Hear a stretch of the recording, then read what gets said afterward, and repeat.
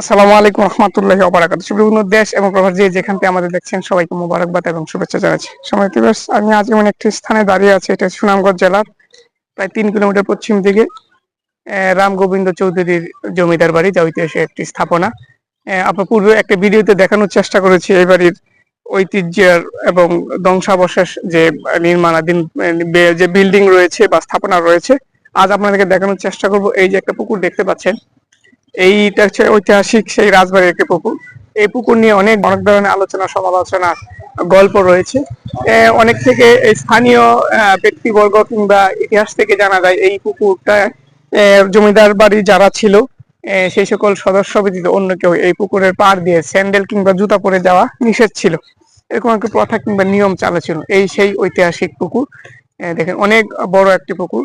এই পুকুরে এই জমিদার বাড়ির সদস্যবর্গ যারা ছিল, সদস্যরা যারা ছিল, তারা এখানে গোসল করতো। এবং এই পুকুর নিয়ে কিন্তু অনেক আলোচনা রয়েছে। যাই হোক, সবাইকে ধন্যবাদ এবং মুবারকবাদ জানিয়ে এখানে শেষ করছি। আসসালামু আলাইকুম রহমতুল্লাহি ওয়া বারাকাতুহু।